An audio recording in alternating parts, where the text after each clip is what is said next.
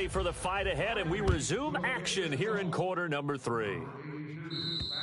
And this will be a touchback as that sails over the end line. Here comes the 49ers offensive unit as they'll have it first to begin this third quarter. They're close game, but they're going to need to do a little bit better probably here in half 2, no? I would agree with that totally. I would guess it in the locker room. They talked about cleaning up some of the errors, but overall, I think they wanted to be positive with them. Guys, we're right there. Just not playing as well as we need to. Let's pick it up, and we still have a chance to win this game. Yeah, they do. We'll see if they can pick it up. They come out here in the eye. Here's Coleman. And he's able to plow forward up to about the 29, just shy of the 30. Call it a gain of 4, and it'll leave them with a 3rd down and 6 to go. We always like to talk about defense in terms of levels. First level defensive line, second level linebackers, third level defensive backs. On that run, that was what we call a first level run, and it was stopped by a second level player. And that is incomplete. You got him! You got him! You got him! It's a tried and true formula, and I don't think it'll change for as long as we play football. If someone's trying to throw the ball and you can put pressure on them and make it tough, that's only going to help your defense. Yeah, he's since being hurried. He got rid of it before taking the hit, but incomplete. Oh, a heck of a move. Man. That'll go as a punt of 32 yards. And it'll be Viking football here as they take possession. The 49er defense now heading back out there. Hey, we got tight left. Watch tight end. Watch tight end. Key him. Key the tight end. Let's go! Hey, boys, Green 39! And now a first chance for the backup here to throw. Caught on the right side by Treadwell. A gain of 6 there on first.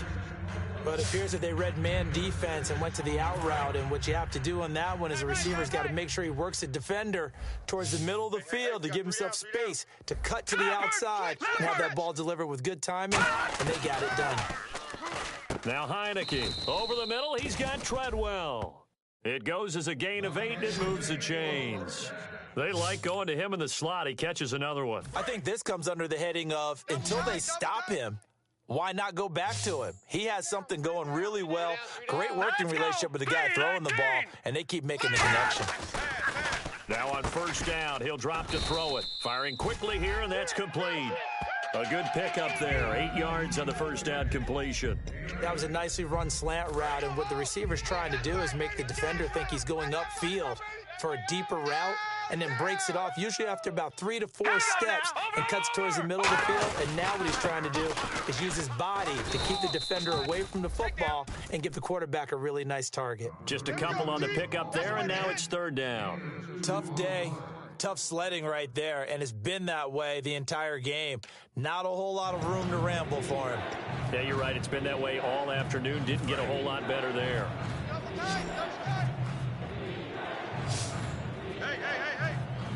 And how about the dime look here? 6 DBs on 3rd and inches. Daring them to run the ball.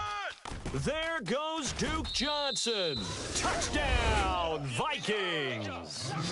Duke Johnson with touchdown number 8 on the year. And the Vikings find a way to stretch their lead. So they went to the ground game on 3rd, hoping to pick up the first. They also picked up a touchdown. Offensive linemen so used in this situation to having to pass block. All right, you're looking at what it is, 3rd down. They don't care that it's 3rd and whatever. They figure they're going to throw the ball. And when you call a running play, I think you energize them. I think you juice them up, because I haven't met offensive lineman yet that likes to pass block more than they like to run block. And they opened up some nice holes there for him, and he took it to the house. The Vikings defense getting ready to go. They were able to force the 3-and-out last time, led to the punt, and then led to a touchdown for their crew. So they'll be looking for a little bit more of that, Charles. Well, I think that they created the spark with the 3-and-out. Gave a little momentum to their offense, who said, all right, appreciate it, guys. And they took the ball downfield and stuck it in the end zone. And that defense wasn't out there long. They'll be trying to keep it short here. They'll drop to throw. And he's got his big tight end over the middle, complete. 15 yards through the air and a first down. And quickly they get to the line. They'll look to throw here on first down. He's got his tight end on the corner route. It's complete. They give him 13 yards there on the play and a fresh set of downs. Here we go now. Back to throw now on first down. Brought in over the middle by Grant. And brought down, but not before they're inside the 25. Give them 18 on that one. And it'll be first down 49ers. And now they're in the hurry-up. They'll set up to throw. And a quick throw here, that's complete. A gain of 6 there on first. And he is picking up right where he left off a week ago. I wrote down, so funny here on my notes, what he said last week. And after we talked about the good game, he said, I will do it again. And I wrote those words down, and he's done it again. And it's not bragging if you're doing it, right? Because that's exactly what he's told you, and he is getting it done. Smooth in the secondary, making catches. And he's going to be intercepted a third time. Picked off by Eric Rowe. And a big turnover there as his guys will get the football back. Well, that's 3 picks he's now thrown in this game. And I know this, the holiday season, because here we are in December, right? It is the season of giving. Maybe for his own sake, after the game, he may have to announce that he's donating certain amounts to charity for each interception. Oh, and he's not going to make it out of the end zone. The push too strong, and that'll be a safety. So a goal line set there defensively. They were not about to give any quarter whatsoever. That is what you call a wall of defenders. What my college coach used to say, create a picket fence. No openings anywhere. He was just trying to find some kind of space. He wasn't going to find any there. Now out comes their leader and the captain of this offense back onto the field. So, Charles, there are the numbers. What's happened here? Defensive adjustments that's caused him to sort of fall off a bit? I think so. That has to happen. You've got to make some changes because in the first half, they were pretty effective. But the second part is sometimes when you're doing really well, you get off your game a little bit. You get off the gas a little. You're like, okay, we've got this thing. And that's not necessarily the case. Maybe right now, someone just needs to tell a joke in the huddle, loosen things up, and get their big guy going again. And with that last play, he's now up over that 300-yard mark. And in today's NFL, it almost feels routine. And I hate that when you talk about a 300-yard passing game. To me, 300 yards still signifies excellence, and he's achieved that in this performance. One thing I can say pretty safely, that route is not called if you don't have a guy who can throw the ball and put some mustard on it. Because if you're going to lollipop it in the middle of the field, bad things usually happen. It takes a strong-arm guy who can rifle it in there, and they were able to successfully complete that one. Today's NFL, these big guys are featured receivers. They move them all over the place to try and find good matchups, and they had one. They were just unable to complete the pass. Now let's go! They'll run it now out of the gun. And that play goes nowhere. Taken down, losing yardage at the 50, right at midfield. He loses 4, and it brings up 4th. With the struggles we're seeing up front for the offense today, they've got to think about changing up their play calling. Some screens, some draws, some quick-hitting plays in order to try and supplement the run game. You don't totally abandon it, but you try and give it a little bit of help. And this is incomplete. Boy, a curious decision to go for it. Doesn't pan out. And this defense will take over right at midfield. And he'll have a tough time living that one down. It's one thing, Charles, to drop a pass. It's quite another to drop it on 4th down. And so many teams work on that in terms of locking in on those key downs. You know, I've seen, you and I have both been to practices where we've seen, hey, 3rd down situation, big 3rd down alert, lock in here, 4th down play, make sure you're focused just a little bit extra. It didn't pay off in that situation. Now let's go! Patriot! On 2nd down, Johnson. And he is met at the line of scrimmage, and he goes down right there. They'll lose a yard, and it brings up 3rd. Back now here in Santa Clara. It's the Vikings in possession of the football and the lead. They'll be looking to add to that total as we begin quarter number 4. All right, here we go. Blue 90! On 3rd down, he'll drop to throw. And down he goes. A sack. They sack him back across midfield at about the 48-yard line. Partner, the Mike linebacker, the middle linebacker has so many different responsibilities. How excited do you think he was to get home with that blitz? Yeah, he wants a sack. He got it. He'll get off a fairly short kick here as this is toward the sideline. And no return here. Where will they spot it? They say just outside the 20-yard line. Marching back out there, ready for the next possession. Here comes the Vikings defense. And last time they got the fourth down stop, looked like they might surrender points. Ball got on their side of the field. But then they snatched that momentum. What's that like for that defense? Oh, it's phenomenal because some doubts start to creep in as you're giving up yardage, trying to figure out a way to slow the... And he's free going down the left side. It's a foot race. Touchdown, 49ers. Tevin Coleman, 79 yards. And the 49ers have cut it back within a score.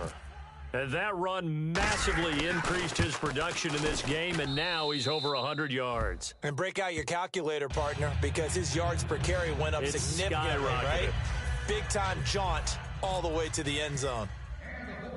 Gano now following the touchdown here to kick it away.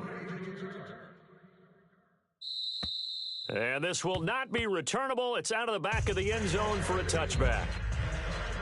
A chance for us to look now at this 49ers defense.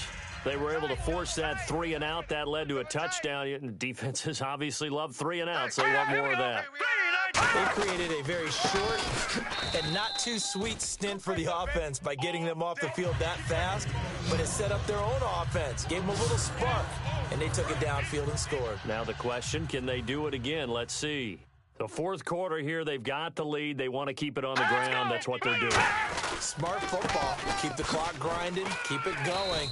But you got to figure now, they're going to see more people stacked up at the line of scrimmage as they try and bleed it out. In on the tackle there, Luke Kuechly. So this is the second consecutive week, as you look at the numbers, that he just doesn't seem to have the same pop as we normally see him with. Is there an injury we don't know about? That's what I'm wondering. Because that's a legitimate question right now. We're used to speed, power, all coming together. And what I've always loved about him is his vision. You know, last week he didn't have that as well. Always thought he was picking the wrong hole to try and run through. And his blockers, they seem to be getting him to the right place, but he picked the wrong spot. We're seeing some of that again this week. Can they snap it together? Can they get back in sync? Because normally we see them go together very, very well.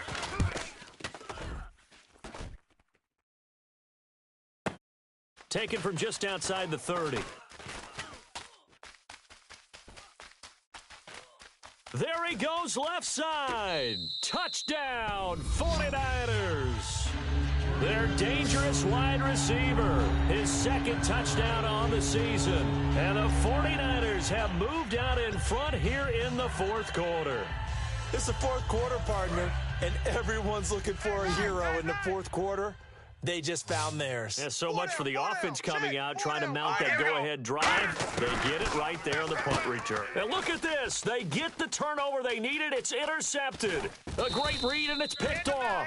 And he will bring it out past the 20-yard line. Do you have one of those charts that tells you to go for 2 or go for 1? I don't. I know you do, but I don't care what the chart says there. You got to kick it, right? I agree totally, because somewhere the chart's something's going to pop out of the chart and say, hey, man, just kick the extra point here. You're in good shape. I think they were chasing points there when they didn't need to. Yeah, try to get a little bit greedy, take the lead in the fourth quarter. Now they still trail by 1. Now the Minnesota offense set to take over again. And on the last go-around, they really couldn't get anything going. They had to punt from deep inside their own territory, which means you're going to lose the field position battle as a general rule. What they're looking for now is a little more consistency, move the ball at least a few times on offense, get a couple of first downs, and hopefully flip the field. Yeah, just something to build off of. That's what they're looking for here. Offense looking to avoid a 3rd and long. It's 2nd and 10. Anytime a ball's thrown in the middle of the field that's popped up in the air, I expect someone to catch. It doesn't matter whether it's offense or defense, because there's usually a great amount of bodies in that part of the field. In this case, no one came up with it. Now Tolzien, and he comes back with 1 complete. And they'll get 9 there as that sets them up better for 3rd down. So just 1 yard to go here on 3rd down. They come out here in the eye. They'll try and run for it. Here's Johnson. And he'll lose yardage. Brought down at the 32. Losing 2 yards that time, and now it's 4th down. And, partner, in a lot of short yardage situations, you'll see the linebackers step up into the gaps, what we call mugging the line of scrimmage, to make sure they take away all spaces, all creases. That one worked really well for them. They only needed a yard, instead went backwards. And he'll get credit for putting him inside the 20 as the fair catch is made right at about the 19-yard line. There again is the running back as he trots onto the field. He is fully awake now. If he didn't get off to the start that he normally does, they've got his attention. He's running it well. You think they set off the alarm clock at the half? You think that's what went down? I know this, having played on the defensive side of the ball, if you do a really good job against a great runner, and you go into the half, you're excited, you're fired up, you think the game plan is working, but in the back of your head there's that little bit of nagging doubt. Can we do this for 4 quarters? So far, that's not happening. Play clock winding down. And they'll try the ground game here with the running back. And he's able to plow forward up to about the 29, just shy of the 30. After a gain of 5, they'll wind up being about a length of the football short here on 3rd down. Time for a break. We're back to see what happens after this.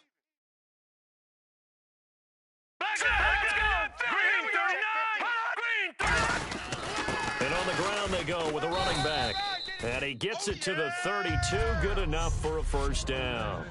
And now the Vikings are going to stop it here on defense with a timeout. It's just their first. They've got 2 more to use here in the final stages. They come up in an offset eye. And they'll go with a ground attack here. And he went. Another timeout called by the Vikings now. That'll leave them with just 1 remaining in this 4th quarter of play. Watch tight end. Hey, 4 down, 4 down. Over. Here we go now. 319. No. Check. Pass. And they'll go ground game here with a tailback. And he'll get this one up to about the 39 here. And play is stopped here. Timeout. It's the defense calling the timeout here. That'll be their 3rd and final stoppage here as we step aside. All right, here we go. Watch him now, Barney. They'll give it to him right up the gut. Call it no gain there, and it leads to a 4th down. But he was stopped on that play. But he's had plenty of carries all afternoon. Every now and then the defense is going to win one, but I don't think they'll shy away from handing it to him the rest of the game.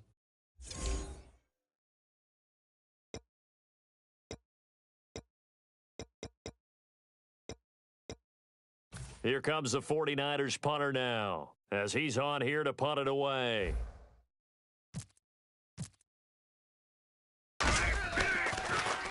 And he uncorks a beauty. Best of the day.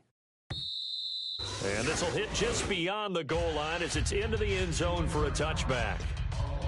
And now out comes Minnesota. They're only in need of a field goal, a decent amount of time on the clock. So tell me if I'm wrong. You don't have to be too panicked here. No, not at all. I agree with you. And this is where your preparation and your confidence comes into play. They've worked on these situations. They practice this all the time. They practice it all the time. They know. And he can't get a throw away. He's taken down. Luke Kuechly in there to take him down, and the clock will roll. They're going to hurry back to the line now. They'll look to throw. Outside's coming. And that one got tipped, kind of threw everything off. It brings up 3rd. In most pass defenses, the guy playing safety has the ability to roam free and try and go to the football. But when you're in man, you've got to cover just like a guy playing out on the corner. Lock up on the receiver and go to the football. That's exactly what he did, batting that one away. Back to throw. And this turns into disaster. He's not going to get forward progress. That'll be a safety. Well, this O-line, they've had trouble with the pass rush all game long. This time it cost them 2 points. I mean, you've got a quarterback back there who's running for his life, and he's had no time to throw the football. They've sacked him time and again, and this time they do it in the end zone. You said it, partner. No time. None whatsoever.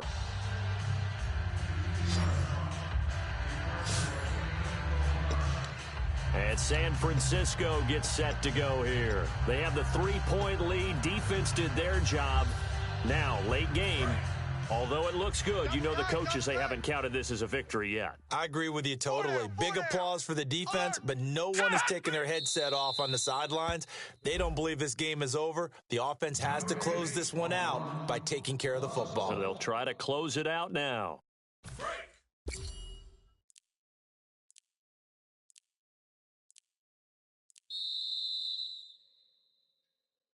A great come.